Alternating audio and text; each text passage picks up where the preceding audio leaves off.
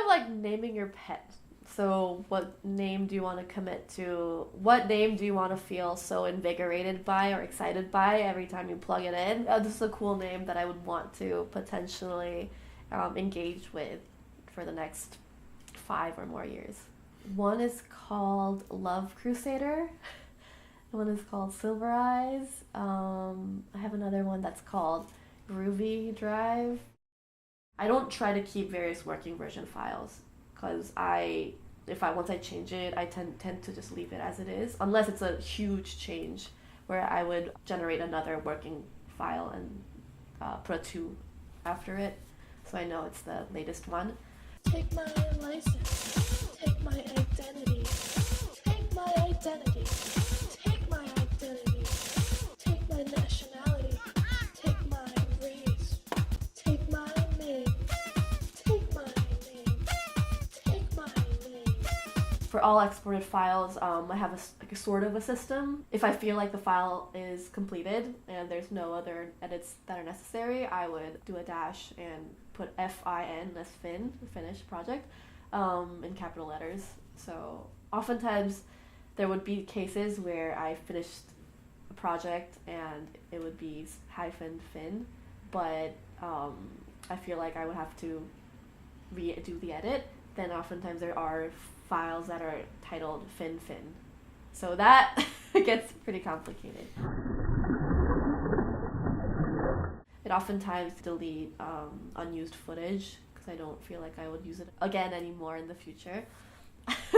I try to keep work in progress files, and then I think the most important part is the final project files, so I would move that into another hard drive to just save it on separate locations. Click here to learn more about pigeons right now. Click here to learn more about pigeons right now. It's best if you keep all of your video files or whatever files you used for a video piece in a single folder. That's, I think, the most important part that anyone should do, and make sure all of your Scratch files go into a single folder, because if you don't and start just being super unorganized, your project's going to get lost. Yeah, your project's probably not going to survive the grand export. I usually just copy the file that I will use for a future project from the previous project and paste it in the future folder, because I don't want to really disrupt the original location of where it was. So I don't really do a lot of drag and drops.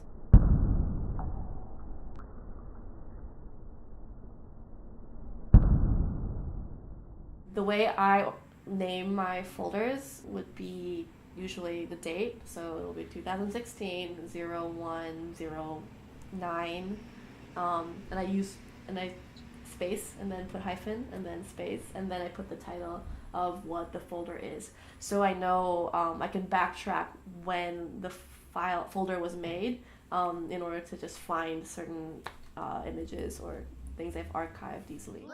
Look at me, it's me, Laura. Hey, it's Laura. It's me. Look at me, Laura. It's me, Laura. It's Laura. It's Laura. It's Laura.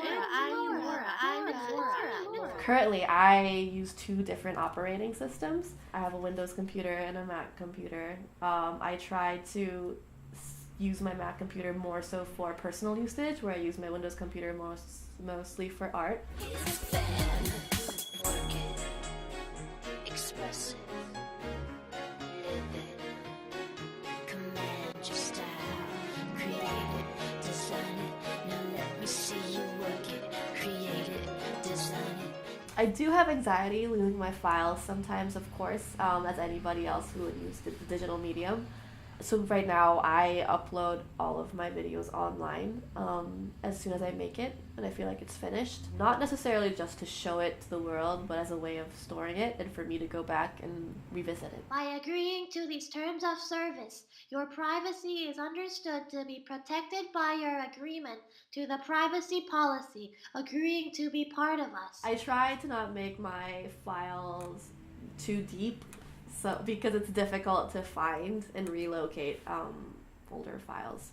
I created a folder that was supposedly for an artist talk and it ended up being super meta deep because I wanted each folder to kind of be like a presentation slide. So you would click into a folder and there would be the video clips, another folder to click into, you'd see another era of video clips. It became kind of complicated for the viewer, so I ended up just going back to PowerPoint. So that's the deepest folder that I have, but I don't think I'll use that anymore.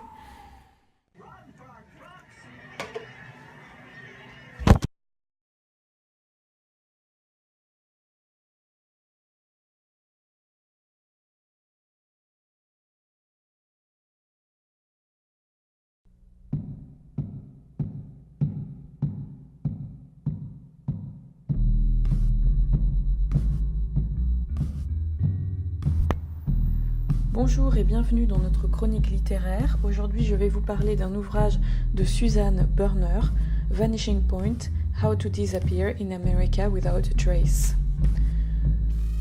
L'ouvrage comporte plusieurs dates d'édition. Il est édité par Revolver Publishing. Une première version est éditée en 2006, une autre en 2009 et on peut constater que la version présente date de 2013. Donc s'il a été réédité 3 fois, on peut supposer que c'est un ouvrage qui a eu un certain succès. Alors, la provenance du contenu est assez incertain. Au début du livre, il est précisé que le texte suivant est édité à partir d'un texte trouvé sur le site internet Skeptic Tank website et on nous donne l'adresse. En l'occurrence, en faisant quelques recherches, j'ai pu trouver différentes versions de ce texte. J'ai trouvé également une version qui se dit être la vraie, entre guillemets, version, publiée par un homme qui ne révèle pas son identité, mais qui a publié d'autres ouvrages sur Amazon, sous un faux nom. Et il dit qu'en fait, il a écrit ce livre à partir de son expérience et qu'il a vécu comme marginal en dehors de la société pendant plusieurs années. Effectivement, à la lecture du livre, on a l'impression au fur et à mesure que c'est en fait un homme qui a écrit ce livre et non pas une femme. Alors, à propos du contenu du livre, il y a différentes ambiguïtés. Enfin, il est difficile de savoir si ces ambiguïtés sont volontaires ou non. Après quelques recherches, je me suis rendu compte que cet ouvrage est en fait... Enfin, Susan Burner est une artiste, donc l'ouvrage est considéré comme une œuvre. C'est donc une sorte de pamphlet, un document qui est mis à la disposition des visiteurs et qu'on peut acheter. À propos du contenu, il y a des ambiguïtés quant à l'orientation politique ou morale du texte. Le texte se revendique au départ comme étant complètement neutre et simplement comme étant un guide pour pas à pas apprendre à disparaître aux États-Unis. Mais finalement, au fur et à mesure du texte, il y a plusieurs occurrences de jugement moral ou d'opinion morale qui sont exprimées, ce qui peut être parfois un petit peu déroutant. Je vous donne un exemple. There are many good reasons to run and hide from people or the government. Just add, there are many bad reasons. Please don't take the existence of this text as any endorsement of any kind. Donc ça c'est sur la première page. Maintenant, si on commence la section 1, on peut lire cette phrase. If you're thinking of hiding from a moral responsibility such as child support, I want you to stop reading this right now. Pick up a gun and blow up your brain out because you don't deserve to live. Donc c'est évidemment extrêmement moral. Donc l'auteur dit à la première page qu'il ne va pas parler de pourquoi la personne souhaite disparaître, mais de comment disparaître, alors qu'en fait plusieurs fois il parle de pourquoi, notamment il ou elle, donc notamment il n'est pas possible de laisser ses enfants, mais il est possible, ce qu'il dit juste après, de fuir un partenaire, un conjoint ou une conjointe qui, par exemple, est violent. Voilà, donc il y a plusieurs partis pris qui sont affirmés dans le livre, mais qui ne s'assument pas tellement comme tels, ou en tout cas qui ne sont pas très clairs. Donc, au niveau maintenant du contenu du livre, le livre est vraiment une sorte de guide pas à pas de comment disparaître en Amérique. Je vais vous faire un petit résumé. Il y a une section résumée à la page 79. Donc, la première chose à faire pour disparaître aux États-Unis, c'est de quitter son ancienne vie et de faire disparaître toutes les traces qui existent de notre ancienne vie. Donc détruire toutes les photos, les adresses, les numéros de sécurité sociale, vider tous les comptes en banque, ne plus utiliser sa carte bleue, n'utiliser aucun document, aucune carte à puce ou aucune carte à bande magnétique. Donc tout jeter et tout faire disparaître. Faire disparaître aussi sa voiture, vendre sa voiture. Donc l'auteur explique comment faire disparaître sa voiture. Par exemple, en fait, ce qu'il dit, c'est qu'il faut laisser sa voiture avec la clé dans un quartier populaire de la ville où on se situe pour qu'en fait quelqu'un prenne la voiture et la vole en fait, ou la revende en pièces détachées. Deuxième chose à faire, donc limiter les ressources de vos adversaires. Donc donner le moins de matériel possible à votre adversaire pour vous retrouver. Il ou elle dit aussi que pour faire cela, il faut donc très bien connaître son adversaire et connaître les moyens qu'ils peuvent mettre en place pour vous retrouver, que ce soit le gouvernement, que ce soit un ou une conjointe violent ou violente, que ce soit votre famille, que ce soit la police, que ce soit des criminels, etc. Point suivant, échapper à vos adversaires et à votre ancienne vie, qui donne différentes indications. Ensuite, une fois que vous vous êtes échappé, il faut réussir à rester caché et à survivre en restant caché. Donc il donne des exemples d'endroits où aller, des exemples de personnes qui peuvent vous aider, etc. Point suivant, faites-vous de nouveaux amis, donc rencontrez des personnes avec qui vous allez lier des liens forts et qui vont pouvoir vous aider à trouver du travail, à trouver un foyer ou quelque part où habiter, etc. Point suivant, acquérissez une nouvelle identité, donc il faut acquérir des papiers légaux, certificat de naissance, nouveau numéro de sécurité sociale. Il n'explique pas vraiment comment faire ceci, donc ça paraît un petit peu flou. Ensuite, il faut trouver un emploi qui va vous permettre de survivre. Il donne beaucoup d'exemples d'emplois possibles. Qui doit être bien sûr un emploi très différent de l'emploi qu'on effectuait avant. Donc c'est souvent des emplois non qualifiés ou peu qualifiés. Ensuite, payez vos impôts. Il faut être un citoyen respectueux de la loi sous cette nouvelle identité pour pouvoir rester caché et commencer une nouvelle vie en ayant abandonné complètement son ancienne vie et ne jamais reprendre contact avec toute personne qui pouvait nous connaître pendant cette ancienne vie. Point suivant, il faut prendre une assurance médicale, une assurance vie et une assurance habitation j'imagine, et une assurance aussi pour sa voiture. Ensuite, il faut acquérir une carte de crédit et garder les paiements à jour, donc ne pas avoir de dette. Peut-être, point suivant, suivre une formation ou suivre des cours à l'université pour apprendre de nouvelles compétences qui vont nous permettre de trouver un meilleur emploi. Ensuite, il faut acquérir et maintenir une respectabilité dans votre communauté, donc être un bon membre de la communauté, participer aux activités de la communauté, de la ville, etc. Trouver un mari ou une femme, créer une nouvelle famille. Ne buvez pas trop, n'utilisez pas de drogue illégale et ne commettez pas de crimes. Il faut rester un citoyen sans problème, sinon on va retrouver notre ancienne identité en fait. Et la dernière chose à faire, c'est mourir avec dignité. Voilà pour le résumé de tout ce qu'on peut faire, des étapes à suivre pour disparaître en Amérique, selon l'auteur. Donc il donne plus de détails sur tous ces points. Il y a certains points qui ne sont pas très clairs et qui paraissent quand même difficiles à accomplir. Bon, on peut imaginer aussi que de nos jours, il ne parle pas du tout du suivi sur Internet, sur les ordinateurs. Donc il paraît difficile d'effacer complètement son identité et toutes les traces de son identité sur Internet. Et il paraît encore plus difficile de ne jamais être suivi d'une adresse IP où on se connecte, etc.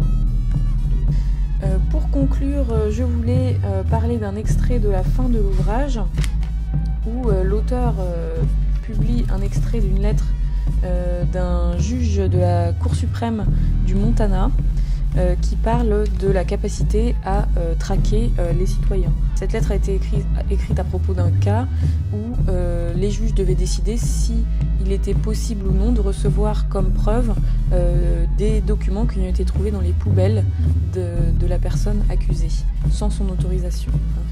I don't like living in Orwell's 1984, but I do.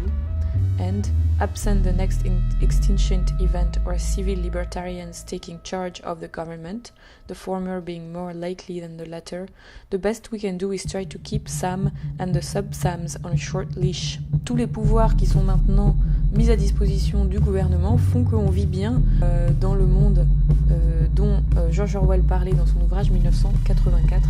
Nous n'aimons pas vivre dans ce monde, mais nous l'aimons à la fois parce qu'il nous protège de ce que les autres pourraient nous faire. En conclusion, c'est un livre que j'ai trouvé intéressant, mais il reste très mystérieux. Bon, au niveau du contenu, je pense qu'il n'est pas forcément à jour. Je pense qu'aujourd'hui, c'est quasiment impossible de disparaître de cette manière aux États-Unis.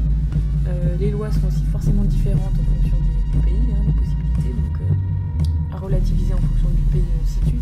Et puis, également, le fait que sa provenance est incertaine. On sait peu de choses sur l'artiste en question. J'ai rien trouvé sur cet ouvrage qui parle de cet ouvrage en tant qu'œuvre d'art sur Internet. Donc voilà, je reste un peu sur ma faim et on aimerait en savoir plus sur les intentions de l'artiste et sur la provenance du texte original. Point qui n'est pas tellement mis en évidence dans l'ouvrage lui-même. Merci pour votre attention, à très bientôt.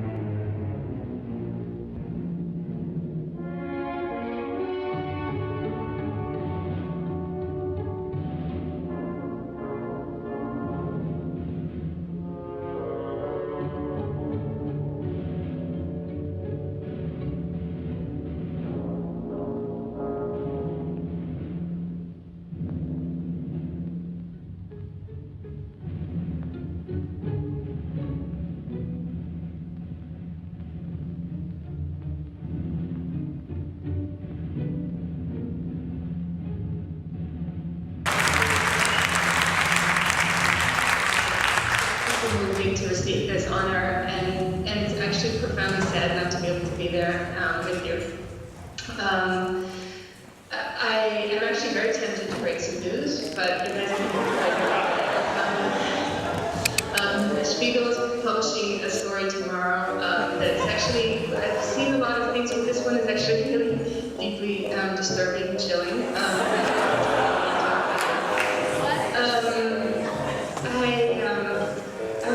I want to thank Cindy especially and EFF for their incredible work fighting and arguing the NSA cases in courts to try to shed light on what's happening. As she said, I filmed them in Seattle, and they were there, and the government argued that basically that they don't have standing because the public doesn't have a right to know what the NSA is doing, and it's actually only thanks to whistleblowers that we have a clue of what the NSA is doing, and those whistleblowers, as Cindy mentioned, include Mark Klein, who I've never met but I'm incredibly indebted to, and my good friends who are in the audience, Tom Drake and Kurt Wiebe, and Bill Biddy, and most recently, of course, Edward Snowden, who's opened a window into what is happening in this country so that citizens can understand what our government is doing. And it's only because of the risks that these people have taken that we as citizens and as journalists are aware. This award I'm receiving with Glenn, which is actually incredibly moving to me. He's a friend and somebody who I love deeply, and who I don't think I'll ever have a collaboration like this in my life. And we started talking about the group of people who have taken risks to bring transparency or some degree of accountability to the world's most powerful factions and what has happened to them as a result. And we talked about Chelsea Manning, who is in a prison, who was, as a UN investigator, found subject to cruel and inhumane treatment and has a 35-year prison sentence. For WikiLeaks, which has been the subject of a 3-year-long criminal grand jury investigation. For Edward Snowden, who is essentially exiled in Russia and faces espionage charges and many decades in prison. For Aaron, who faced an obscenely excessive prosecution before he killed himself. Or Thomas Drake, who brought forth incredibly important revelations about NSA waste and corruption and had his career ruined and now works as a retail clerk in an Apple store and barely escaped many decades in prison. Or Jim Risen, who uncovered, while the New York Times, the first NSA scandal almost 10 years ago, and now faces threats of prison for refusing to identify his source who enabled him to do important journalism. Or the list of whistleblowers who have been prosecuted and who are in prison. Or Laura herself, who is in Germany because she's afraid to edit her own film in the United States, her own country, because she's afraid her own government will take her footage and impede her ability to do her film. Or me in Brazil, because there are lots of people who believe that it's not safe for either Laura or I to return to our own country because of the journalism we're doing. It's a long and depressing list in one sense, and incredibly reflective of our political culture, and it doesn't say very much good. And yet, on the other hand, there's, I think, an encouraging irony to that list, namely that the list is as long as it is, and it's continuously getting longer.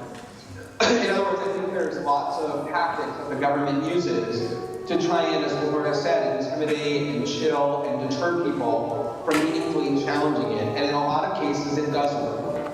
But in increasingly large numbers of cases, it doesn't work. I think what's actually happening is it's backfiring. The more people see how abusive the government is, the more emboldened they get and inspired they become to realize that the government needs real accountability and transparency. I think the government is actually sowing the seeds of these challenges against it, ironically, because the more thuggish their persecution is, the more people are driven to want to challenge them and to see the need. And I think that's what's driven our work, that's what drove Edward Snowden, that's what drove the people on the list I just identified. I think it goes back all the way to my personal political hero, Daniel Ellsberg, who I know is in the audience, who I think was driven by the same and who inspired all of these people as well. So it's a depressing list, but I look at it as a very encouraging one as well. These surveillance programs might be the least significant of the ultimate effects in the long run from this whole episode. I think at least as important is the worldwide debate that has taken place over how much we can trust those in political power to exercise that power in complete secrecy and with no accountability. I think as important is the thinking that people are now doing about the proper role of journalism with regard to states and political power, not to serve them and amplify their message, but to adversarially check what it is that they're doing. And I think ultimately, most importantly, it has really raised the question that has been at the heart of EFF's work from the beginning, which is that the internet can be what it has always promised to be, which is this incredible, unprecedented tool of democratization and empowerment and liberalization. But it can also be the exact opposite. It can be the worst and most unprecedented weapon of control and oppression ever created in human history. And I really feel like we're at the crossroads, and the decision about where we go should not be made by tiny numbers of unaccountable people working within the national security bowels of the United States and the United Kingdom, but should be made by everybody affected in the world, which requires them to have an understanding of what it is that's being done.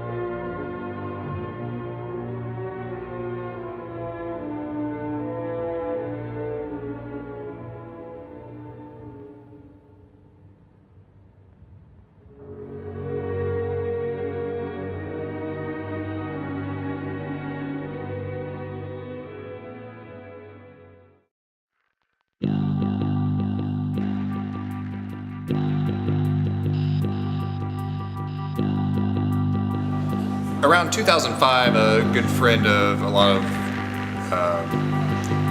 ours from a Creative Commons group called named Basil Cartabel was working with a group of people in Damascus on a project to reconstruct virtually the city of Palmyra when it was still extant. Unfortunately, Basil was in the civil unrest in Syria, was detained by the government. Currently, we don't know his whereabouts. So the New Palmyra is a project to relaunch the project, and based on the previous renderings that he did, as well as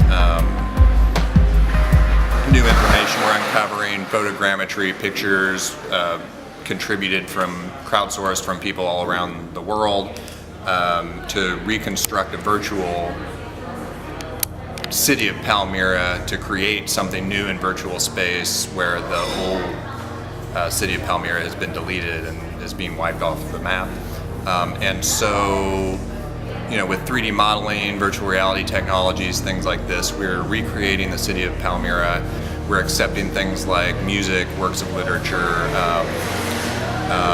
having art shows like this one tonight, to help to build community and culture around these ideas, bring some attention to the plight of Syrians, and to our friend Basil, who, as I said, is still detained and we don't know his whereabouts.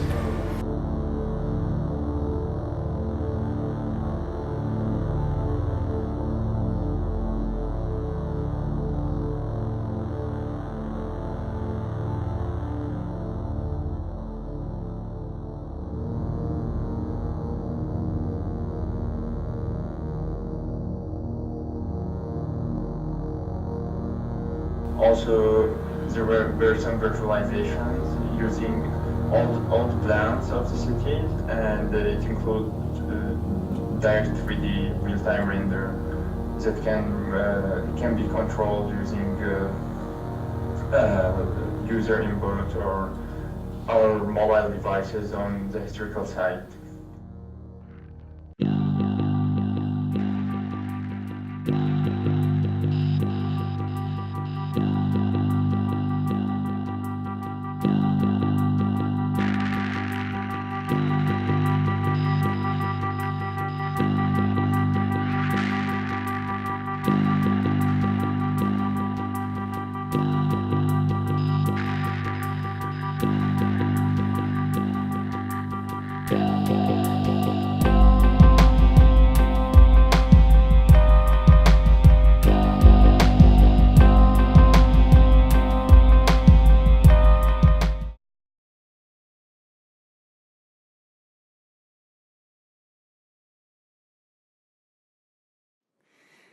La séance est ouverte. L'ordre du jour appelle la discussion, après engagement de la procédure accélérée, du projet de loi relatif au renseignement. La parole est à Monsieur Manuel Valls, Premier ministre.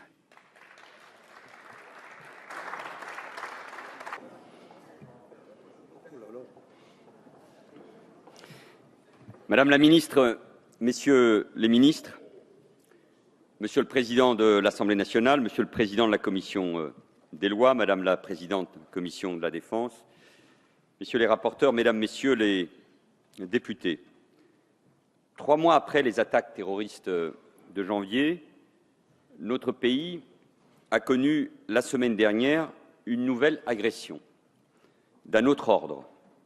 Elle n'a pas tué, mais elle voulait nous nuire. Je parle bien sûr du piratage et de la prise de contrôle pendant plusieurs heures d'une chaîne de télévision, TV5 Monde. C'est un symbole de la France et de la francophonie qui a été touché. Et cette agression est emblématique d'une nouvelle forme de menace, les cybermenaces. Si la société numérique est porteuse de nombreuses promesses, elle présente aussi, vous le savez, des vulnérabilités inédites. C'est aussi à ce titre que votre Assemblée va débattre du projet de loi relatif au service public du renseignement. D'emblée, il faut insister sur cette ambition de service public et sur le cadre strict qui l'accompagne. Car dans une démocratie, le renseignement est une activité exclusivement tournée vers la protection des citoyens et de leur liberté et vers la protection des institutions qui assurent le bien-être collectif. Les services de renseignement doivent avoir les moyens humains, juridiques et techniques pour accomplir les opérations de surveillance qui sont nécessaires et proportionnées. La loi prévoit qu'elles sont strictement focalisées sur la prévention des menaces graves contre la vie de la nation, la surveillance des citoyens, de la vie politique, du débat public et de la presse ne relève pas des missions de renseignement. Chacun le sait. Et ce texte, par ailleurs, l'interdit rigoureusement. Mesdames, Messieurs les députés, il est exceptionnel qu'un Premier ministre présente un texte devant la représentation nationale. Et je le fais pour insister sur son importance. Ce fut déjà le cas pour la loi de 1991, pour la loi sur les écoutes donc, préparée par Michel Rocard et présentée par Édith Cresson. Déjà à l'époque, les débats étaient vifs et l'action des services entourée, selon les termes du Premier ministre, d'un halo de mystère, de soupçons, voire de fantasmes. Pourtant, cette loi protectrice a atteint son but.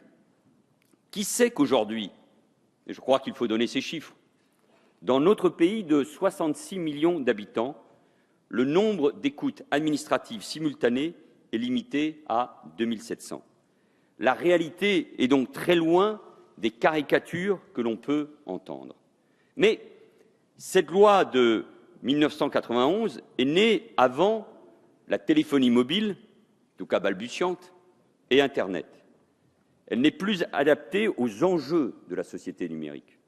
Elle n'encadre les activités de renseignement que de manière très incomplète. Il est grand temps de doter la France d'un cadre normatif similaire à celui existant dans la plupart des démocraties occidentales, dans le respect de nos spécificités juridiques et de nos valeurs républicaines. Nous n'esquiverons pas le débat, mais les critiques ou les postures qui évoquent un Patriot Act à la française ou des relents de police politique sont strictement mensongères et irresponsables, surtout dans le contexte de menace que nous connaissons. Une loi dangereuse. Mais comment peut-on affirmer une telle contre-vérité? Les données tierces ne seront pas accessibles ou exploitables par les services. L'autorité indépendante de contrôle interviendra à toutes les étapes de la mise en œuvre de ce dispositif. Contrairement à de nombreux acteurs privés, le gouvernement s'interdit absolument toute possibilité de filtrage des contenus, Cela n'a rien à voir avec les pratiques révélées par Edward Snowden.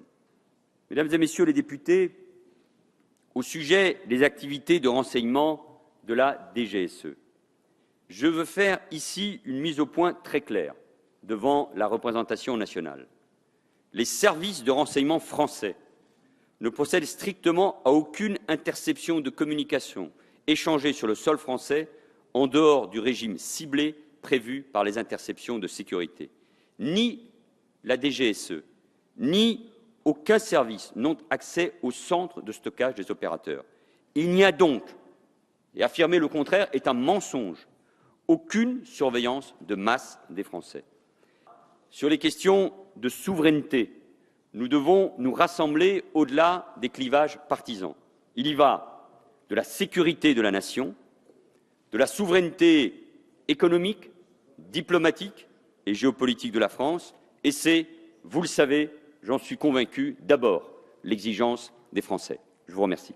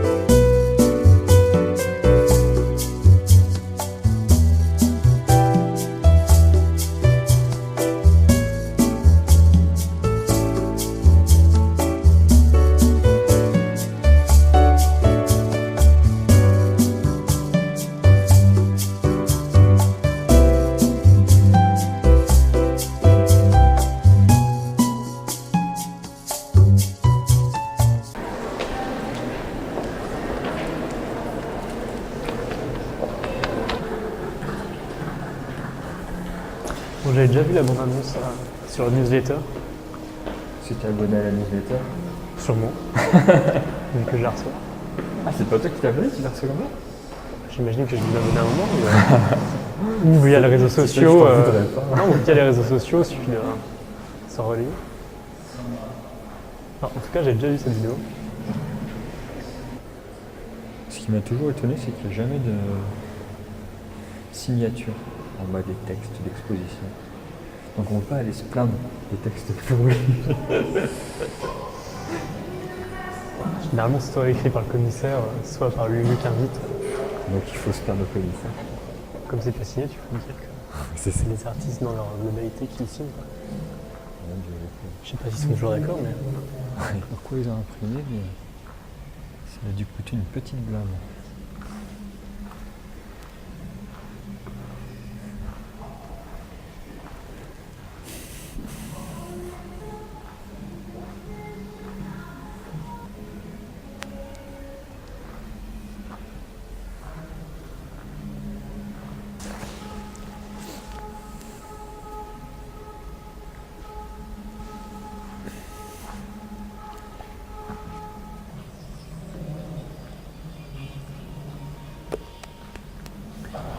Non, j'ai l'impression de voir un tutoriel sur les bases de la batterie.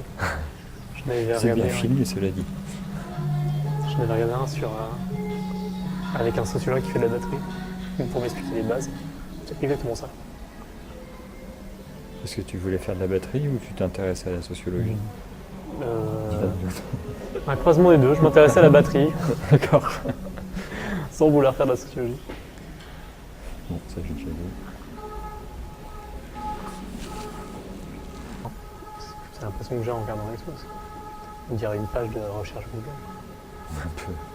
Avec, C'est avec, très avec- clean, hein. non, mais avec toutes les disparités, tu vois, que tu as de chaque élément, chaque lien que tu vas chercher, mais en même temps l'ensemble crée un corpus assez ressemblant, tu vois, l'image disparate, une espèce de superposition. Ouais, mais dans les images Google, tu as une thématique, quoi. Souvent, c'est quand même là, en tout cas sur les images qu'on voit, Tu as une c'est pas thématique, clair. mais qui sont faits par des mots qui sont indexés, donc des fois, tu vois, tu vas avoir. Je sais pas, admettons ta batterie, et d'un coup, tu auras à la fois des piles à cul, c'est sûr. un instrument de musique, Ça joue sur la police and une marque de jean, un Quelle marque de tutoriel. jean qui s'appelle batterie? Non, mais admettons, tu vois. Donc des trucs où tu n'as pas un lien direct non plus avec Non, l'élément. Le truc au début, je me disais que la matière première, par exemple la vidéo et tout, ça avait été issu c'est issu d'Internet. Mais c'est quand même ultra propre, ça m'étonne. Ouais. Donc mon analyse est mauvaise. C'est les espèces de phrases passe-partout C'est ça. que tu retrouves dans tous les textes qui sont exactement mot pour mot les mêmes. Ouais, c'est net. Hein. La diffusion d'une image, le rapport entre le spectateur et l'œuvre. Ouais. Ah, c'est dans l'eau, c'est marrant. Des fois, ça tient un peu de choses, tu vois, il suffit de mettre une affiche dans l'eau et hop, ça m'attire. Quand c'est pas des baskets, des ballons de basket. Souligne l'obsolescence matérielle des images publicitaires. C'est particulièrement clair dit. C'est, je trouve ça étrange les cartels qui font l'explication ou une espèce de commentaire de la pièce en direct. Cécile Machin crée un personnage autogénéré dont les émotions émergent sous les formes numériques. Là, je comprends pas comment il peut être autogénéré. Si c'est elle qui le crée. Voilà. Ou alors, j'ai pas compris. Du coup, Cécile Béval doit créer un algorithme qui doit créer lui-même le personnage, quoi. Mais bon, du coup, qui crée l'algorithme? Par exemple, d'un pur point de vue logique, parlons-en. Non, mais je pense que du coup, c'est assez attractif de dire que c'est un personnage qui s'autogénère. Ça met tout de suite dans une position d'être mythologique, une espèce de héros qui s'auto-crée, quoi. Pour pas dire On est un peu christique. dans le mythe de l'intelligence artificielle qui aurait plus besoin de l'apport humain.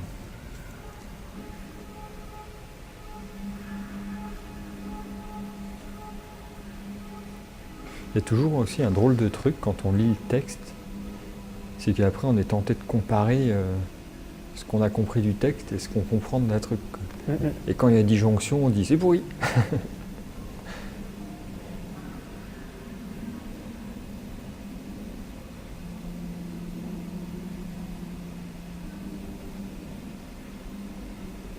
Mais c'est vrai que c'est pas limpide là, je suis un peu perdu. Hein. Le grand univers d'Internet et des trucs un peu plus... ils appellent coworking, coworker. Je vois pas de gens. Du coup, le coworking, c'est pas déjà un espace à la base? Un espace de travail. Du coup, est-ce qu'ils envisagent l'espace d'exposition comme un espace de travail commun où chacun vient mettre des pièces qui dialoguent entre elles? Comme du coup les liens qui se créent dans le coworking, il y a des différentes entreprises qui siègent et qui possiblement travaillent aussi ensemble.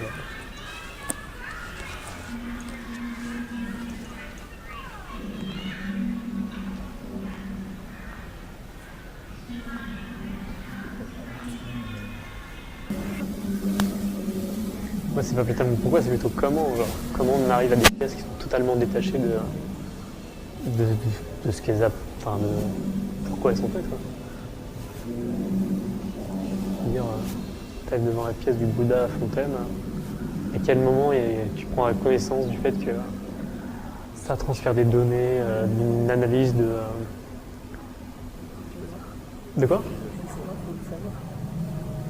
T'as aucun moyen de savoir. Aucun moyen de savoir. J'ai l'impression que ça a été rajouté. Ah non, peut-être pas. Ah si, ça a été rajouté. Ça fait kitsch. On va dire c'est comme le socle, c'est l'expression plastique, mais... Ouais, le socle aussi, il est pas bon. Ouais, c'est pas tellement ça qui me dérange. C'est le grand écart qu'il y a entre le texte et la pièce. Ah oui.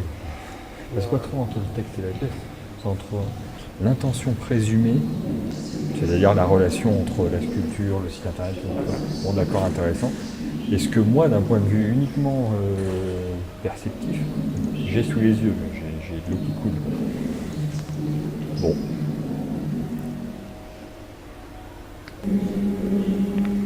Enfin, cette grande vidéo ronde me plaît bien.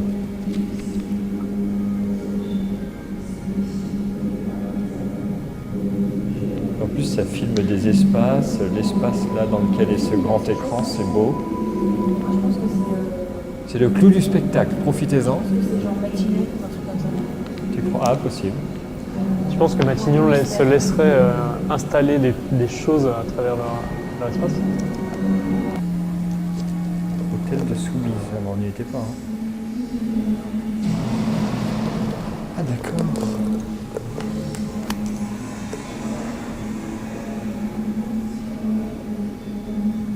J'avais pas fait.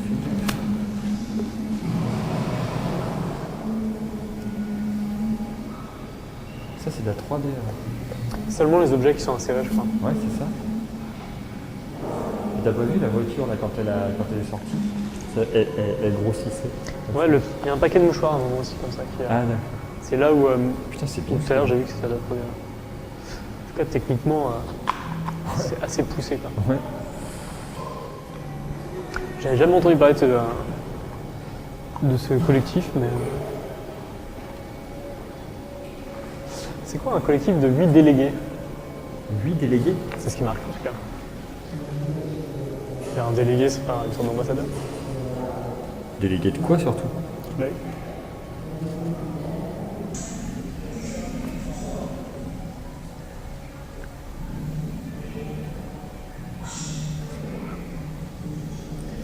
Il y a pas mal de choses. Ça parle d'économie, de crise mondiale et de la reconversion d'un... C'est des tatamis? Ouais, c'est des tatamis, ouais. La conversion d'un financier américain en praticien de l'armation. D'où les tatamis. Et ça parle de l'eau aussi. Différents états de l'eau. Là, j'ai pas... Là, je percute pas par contre. Non, moi non plus.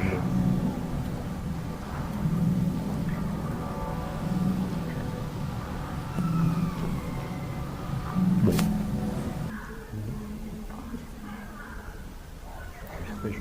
Je trouve qu'il y a quand même des... il y a quand même des qualités, tu vois, sur les pièces indépendantes. Après, à mon sens, il y a des grosses erreurs sur l'ensemble, mais peut-être plus sur le montage de l'expo, quoi. Sur impression du texte. Ouais.